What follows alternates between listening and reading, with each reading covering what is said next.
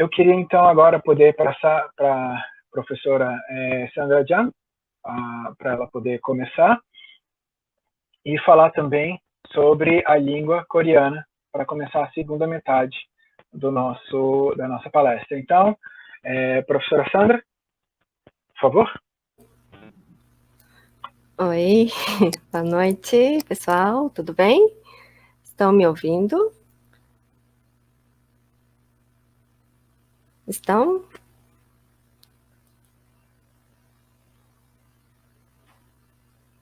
Só queria confirmar se estão me ouvindo para dar continuidade. Estão? Boa noite. Então, tá bom. Então, vou compartilhar aqui a minha tela com vocês, da minha apresentação.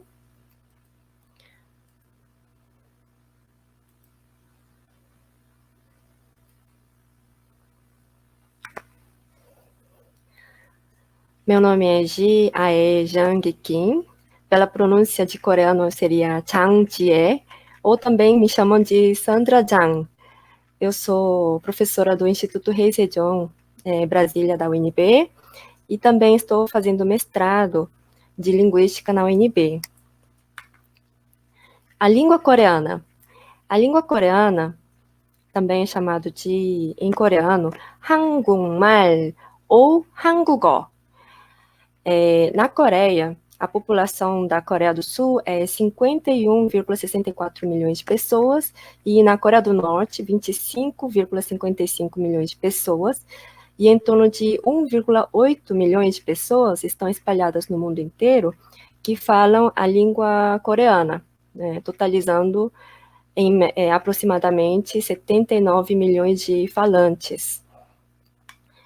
Para a gente falar um pouco sobre a língua coreana, precisamos conhecer um pouco sobre a história da Coreia. A Coreia fica na Península da Coreia e, por estar entre a China e o Japão, muitas vezes é menosprezado e não é tão reconhecido pelas mídias e também pela história. Então, pouca gente conhece sobre a história da Coreia. Eu vou falar aqui rapidinho, bem curtinho, sobre a história da Coreia.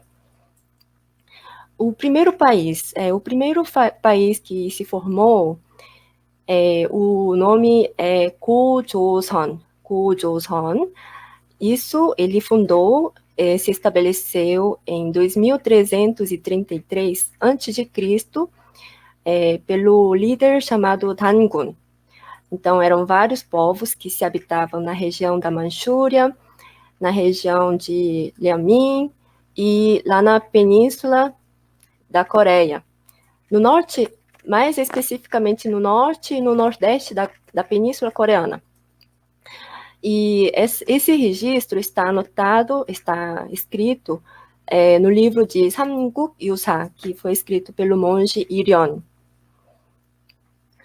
Logo depois vem os 3 reinos da Coreia.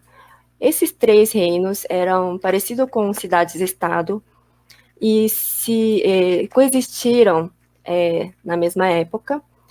São 3 países, Goguryeo, Baekje e Silla.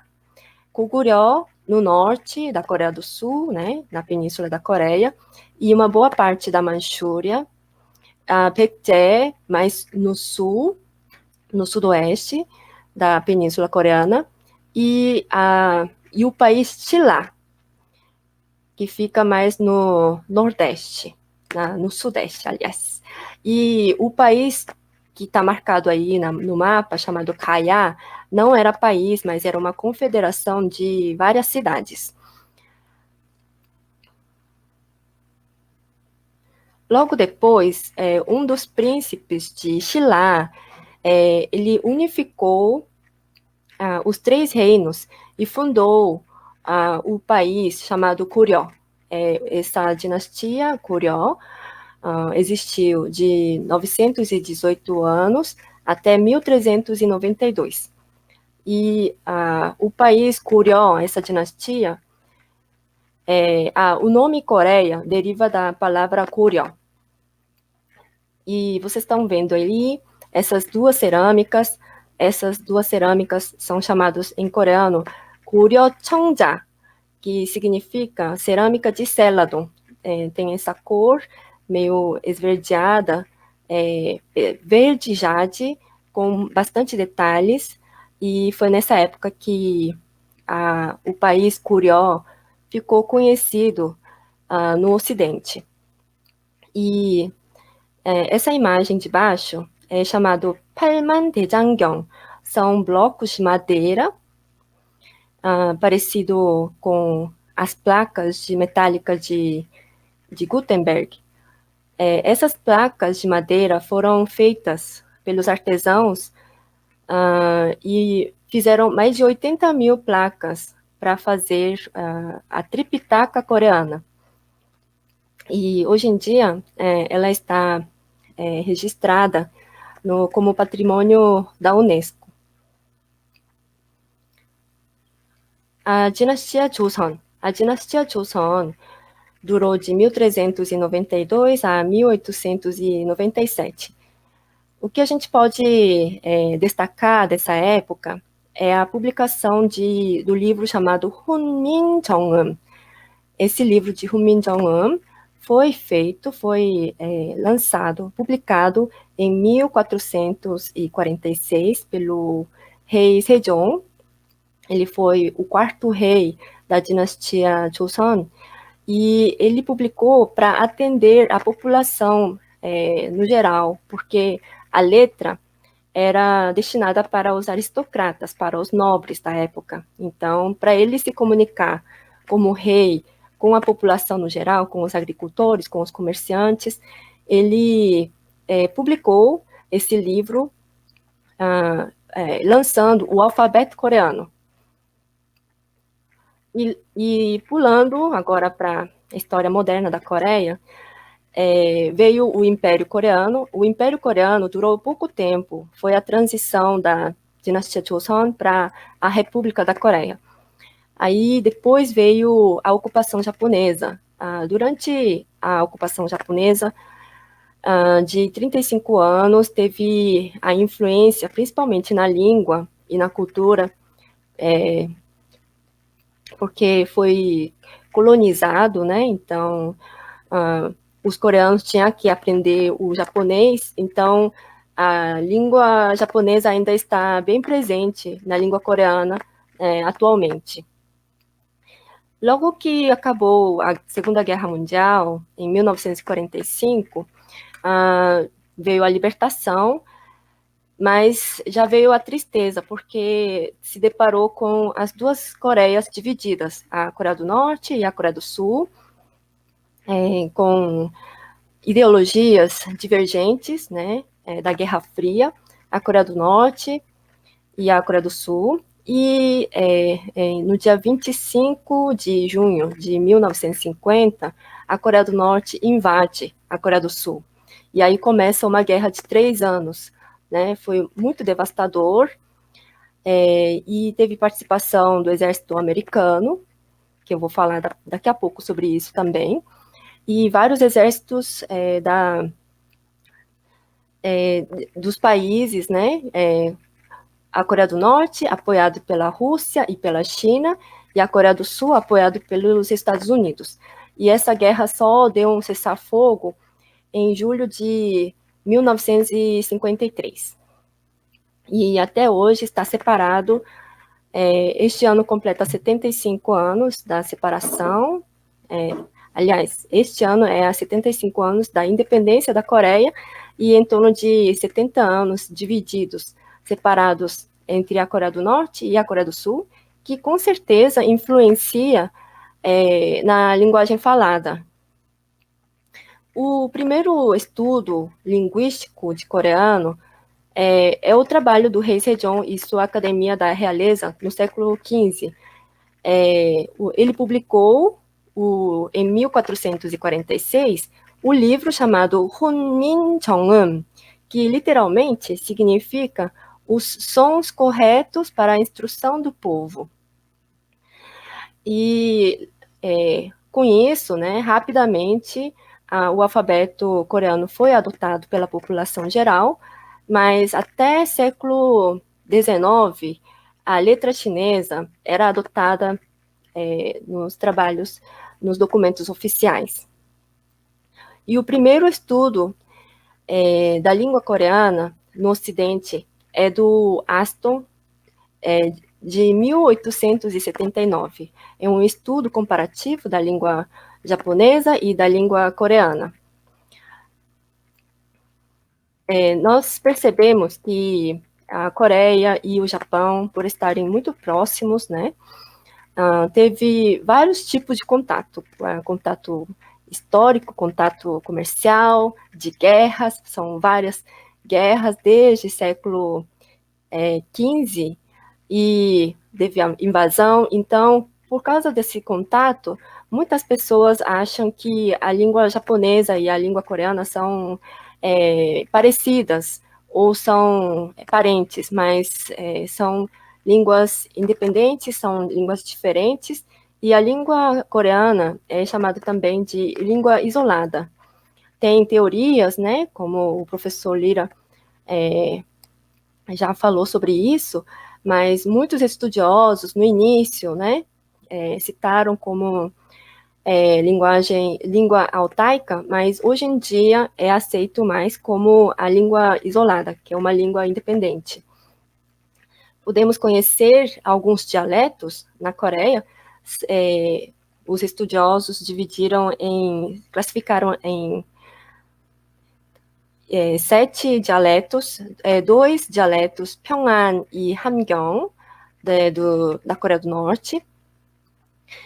O dialeto Pyongan é o discurso padrão adotado pela Coreia do Norte, e na Coreia do Sul são da região central de Seul, que é adotado como discurso padrão da Coreia do Sul, Chungcheongdo, de Chungcheong, central e sudeste, Gyeongsang, da região sudeste da Coreia, da região Jeolla, da região sudoeste, e o dialeto, ou também alguns autores falam como uma língua diferente de coreano, mas é considerado como o dialeto Jeju, da ilha Jeju, no extremo sul da Coreia. Não vou entrar em detalhes sobre a fonética, são essas classificações, né, eu coloquei uma tabela para mostrar como é que é classificado foneticamente. A língua coreana não é uma língua, é uma língua não tonal, diferente da língua chinesa. Existe uma distinção entre os sons brandas, densas e aspiradas, como tá e tá. Assim, são 3 sons, né, que a gente se diferencia, e não se usa na língua coreana somente pelas palavras adotadas, né, da língua estrangeira, mas na língua coreana nativa não se usa o som de F e V e o som de Z. As características gerais da língua coreana podemos dizer que é uma língua aglutinativa, né? Elas se juntam, vários morfemas, né, se juntam e se aglutinam, como arroz coreano. É uma língua tipicamente SOV, sujeito, objeto e verbo. E há partículas anexadas a nomes e predicados. Então, as partículas, que também são chamadas de pós-posições, né, elas se juntam a nomes, por exemplo, substantivos, e elas dão qualidade, né? Então, a gente consegue marcar se aquele nome é sujeito ou é objeto. Então, como existem essas partículas, as partículas em coreano é chamado de 조사, a gente pode mudar de ordem, né? Então, essa ordem SOV poderia ser OSV. Pode mudar porque como o sujeito é marcado, né, pelas partículas, a gente pode mudar dentro de uma oração. No sintagma nominal, é dan, que é determinante, adjetivo e nome. Então, segue essa ordem, né? O nome, por exemplo, um substantivo, né? Então, para dar qualidade àquele nome, então a gente acrescenta o adjetivo, só que o adjetivo ele não vem depois, como o português, ele vem antes, tá? E aí, determinante, por exemplo, esta linda casa, este lindo apartamento. Então, a gente vai colocar nessa ordem: determinante, adjetivo e nome. Existem palavras de tratamento ou honorífico.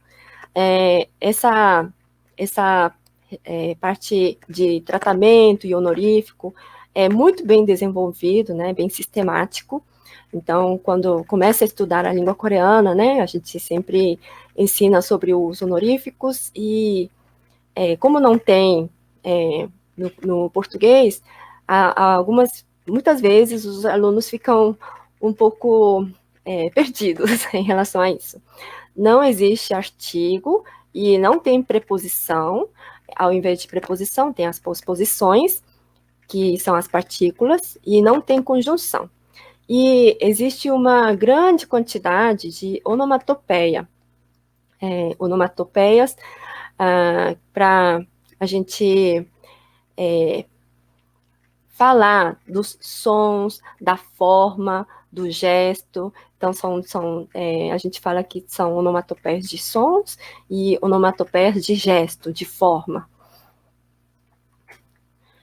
Na língua coreana, eu separei aqui, dessa maneira, 9 classes morfológicas e 5 categorias sintáticas. Então, vou citar, tem vários alunos meus de coreano assistindo, né? Então, muitas pessoas às vezes perguntam sobre isso, mas às vezes está só no básico, então a gente não fala, não tem essa oportunidade de falar sobre isso, né? Então, podemos classificar substantivo, 명사, pronome, 대명사, 수사, numeral, 관형사, determinante, 동사, verbo, 형용사, adjetivo, coloquei como adjetivo, porque nos vários livros de linguística classificam como adjetivo, mas já vou falar sobre isso.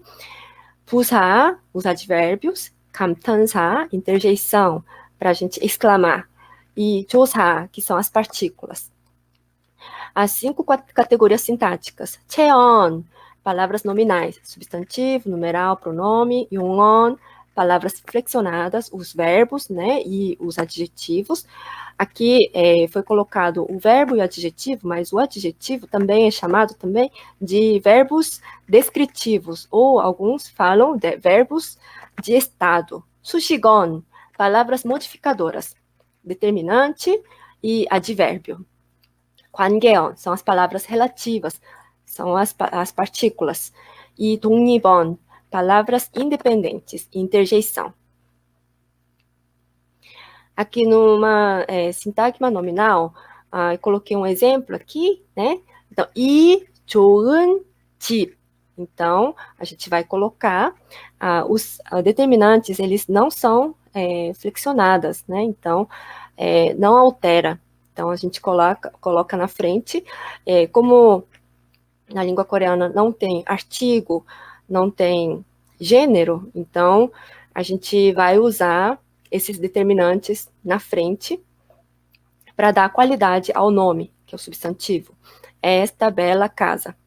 E a forma plural do nome, a gente acrescenta o sufixo 들. Então, para a gente dizer estas casas belas, então a gente colocaria o sufixo 들 depois do substantivo, depois do nome. Então, ficaria 이 좋은 집들. A pluralidade é decidida pelo contexto da oração e não pelas suas formas. Então, por exemplo, no português a gente sabe, né? Então, e a gente utiliza bastante o substantivo plural, mas no coreano não é tão utilizado. Por exemplo, os olhos. No coreano não se usa os olhos, só fala nun, que é olho. E aí, para dizer os dois olhos, no português a gente não fala os dois olhos, a gente fala só os olhos. Mas para a gente falar em coreano, ao invés de a gente falar nun, aí só é um olho, a gente fala 두 눈. Então, a gente coloca o determinante na frente para dizer dois olhos.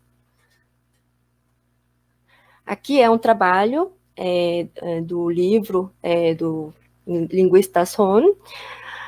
É um trabalho, uma pesquisa que eu estava fazendo sobre as partículas, e eu estou trazendo aqui para vocês a classificação de várias partículas, pós-posição, que é chamado também pós-posição, ou também alguns autores como clíticos. Então, o autor Son, ele classifica em 2 tipos, né, pós-posição de caso e pós-posição delimitador. E a pós-posição de caso é o mais utilizado e é ensinado, né, no curso de línguas da língua coreana, né, o tópico, 은, para marcar o tema da oração, o nominativo, né, para marcar a partícula de sujeito, né, e 가, ou 께서, para a gente dar honorífico, acusativo, né, 을, 이를, a gente consegue diferenciar isso se o substantivo, o nome termina na vogal ou consoante, genitivo, 의, dativo, aí tem uma diferença se é ser inanimado ou não, 에게, 한테, 께 e 보고.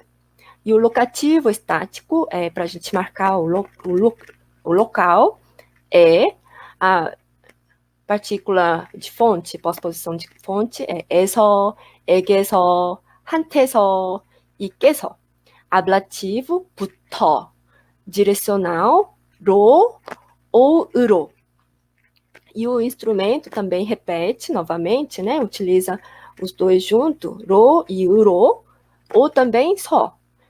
E conectivo, aí a gente vai diferenciar também, mesma coisa, se é pela vogal ou se o nome terminar na vogal, a gente vai usar 와, se terminar em consoante, a gente vai usar 과, e aí a gente usa vários outros tipos de pós-posição de conectivo, 하고, 랑, 이랑, 에다가, 며, 나, são vários.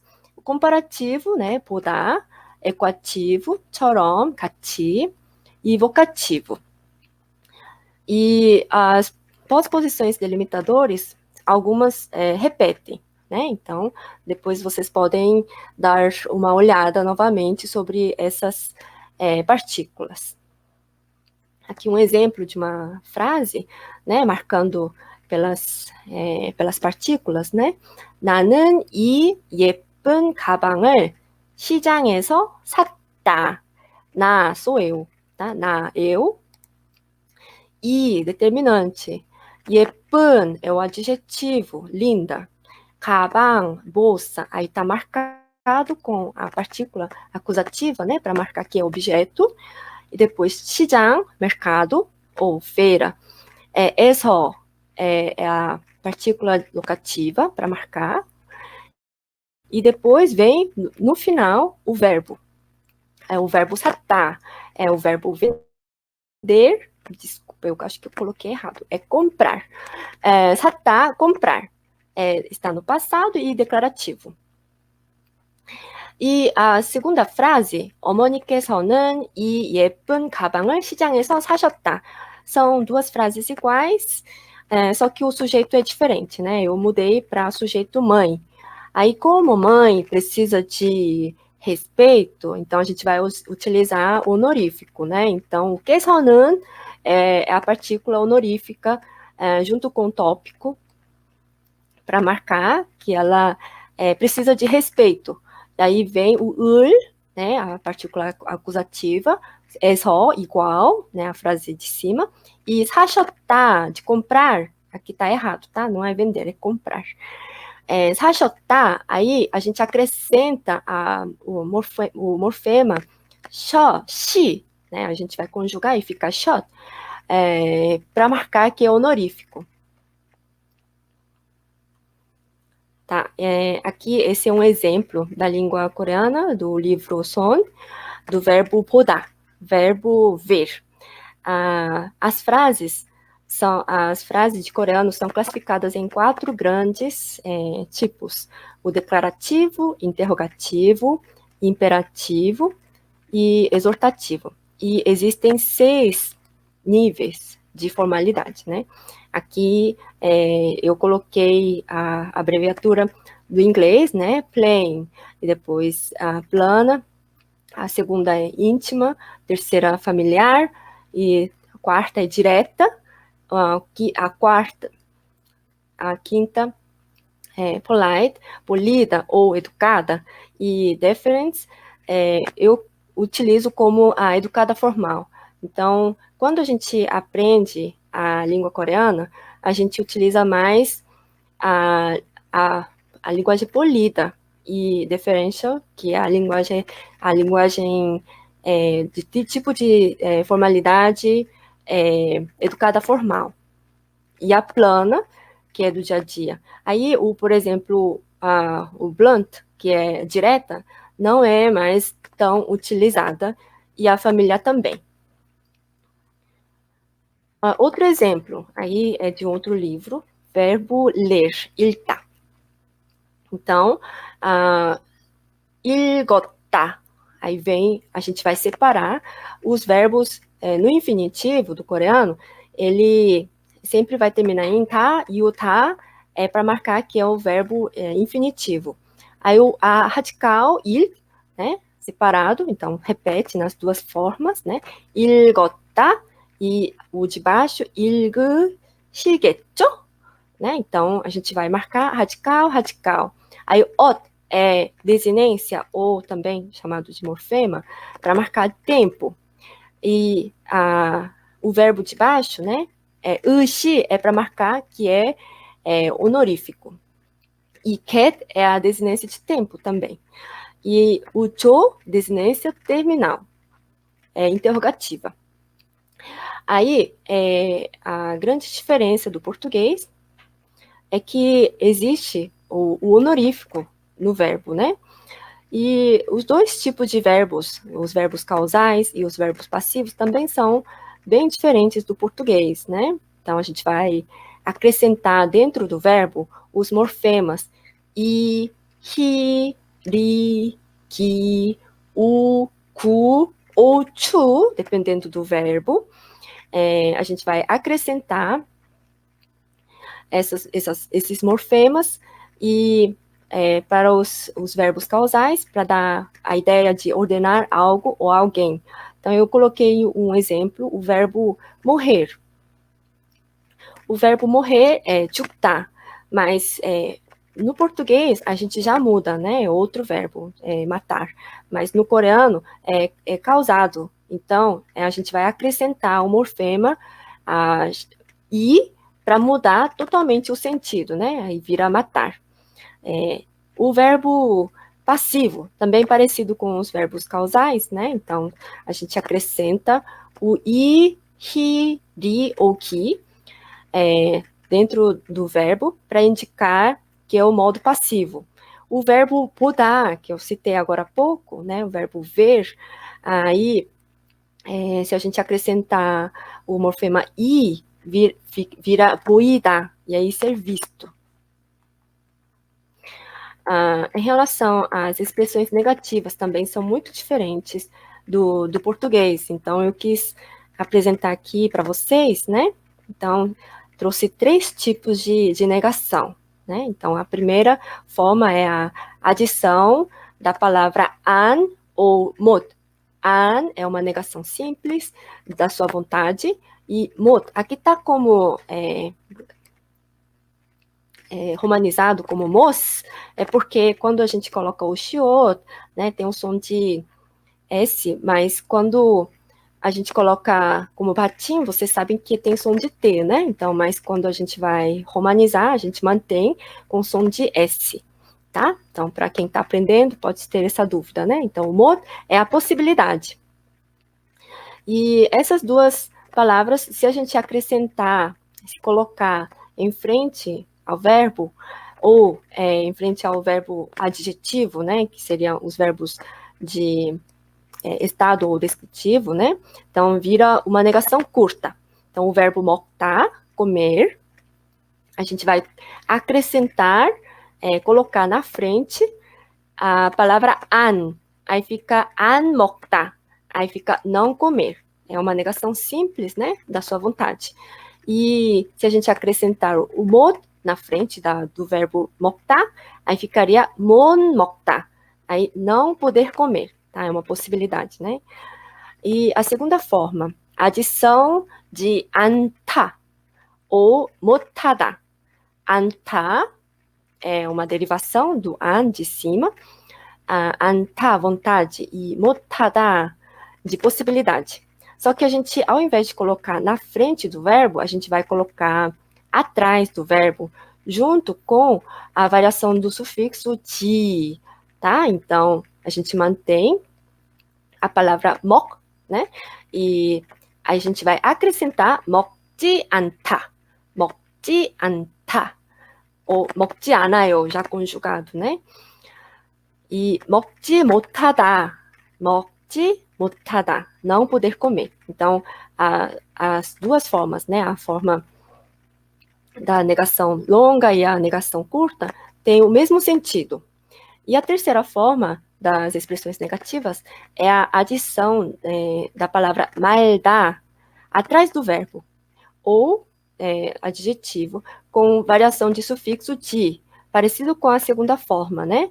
Mas para as frases imperativas e exortativas, né? Então, a gente vai manter, né, a palavra 먹, de comer, e aí a gente vai acrescentar de-ma, tá na forma informal, né? E aí, não coma! Então, para dar essa ênfase imperativa, né? Não coma. Os vocabulários de coreano, né? Então, eu contei um pouco sobre a história da Coreia para explicar um pouco sobre isso, né? Então, mais de 50% das palavras da língua coreana são palavras sino-coreanas, né? Então, essa é uma pesquisa de um dicionário, né? Que foi publicado logo depois da independência, da libertação da Coreia. E aí, quando eles fizeram a pesquisa, deu isso. Mas hoje em dia, como a língua inglesa, né, o inglês está tão presente logo depois da Guerra da Coreia, então o estrangeirismo está aumentando cada dia mais, né? Aqui eu trouxe uma tabela.